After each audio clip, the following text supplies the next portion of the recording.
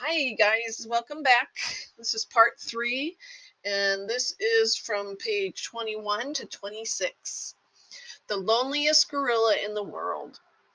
When the Big Top Mall was first built, it smelled of new paint and fresh hay, and humans came to visit from morning till night. They drifted past my domain like logs on a lazy river.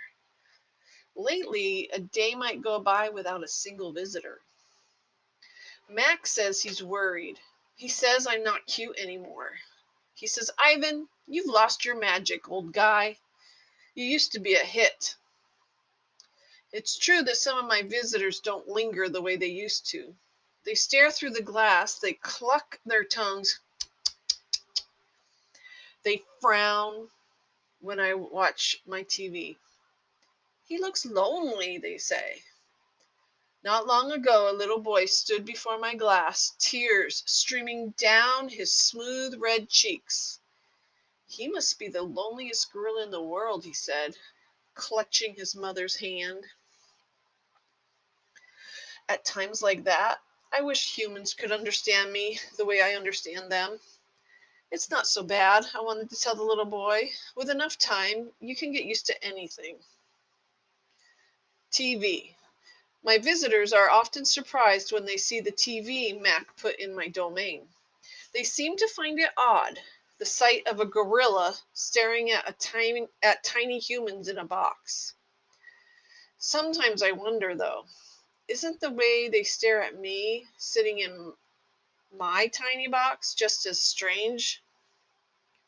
My TV is old, it doesn't always work, and sometimes days will go by before anyone remembers to turn it on.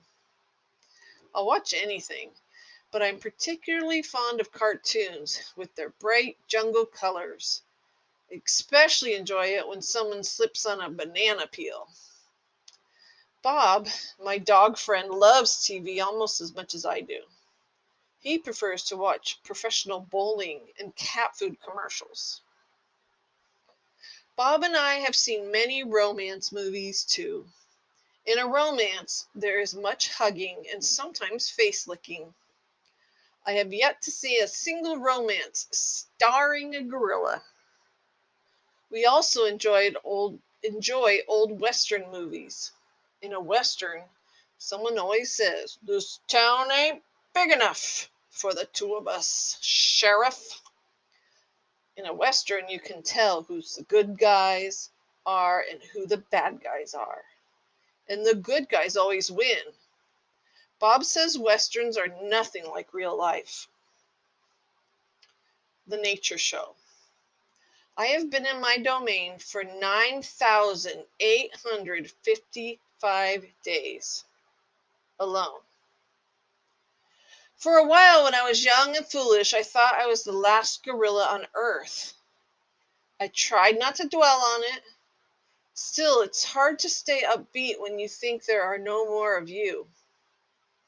Then one night, after I watched a movie about men in black hats with guns and feeble minded horses, a different show came on. It was not a cartoon. It was not a romance, not a Western. I saw a lush forest. I heard birds murmuring. The grass moved, the trees rustled. Then I saw him. He was a bit threadbare and scrawny, and not as good looking as I am, to be honest. But sure enough, he was a gorilla. As suddenly as he appeared, the gorilla vanished, and in his place was a scruffy white animal called, I learned, a polar bear, and then a chubby water creature called a manatee, and then another animal and another. All night I sat wondering about the gorilla I glimpsed. Where did he live? Would he ever come to visit? If there was a he somewhere, could there be a she as well? It was just the two of us in all the world, trapped in our own separate boxes. Let me re say that. Or was it just the two of us in all the world, trapped in our own separate boxes? Thank you for following along. I will see you next time.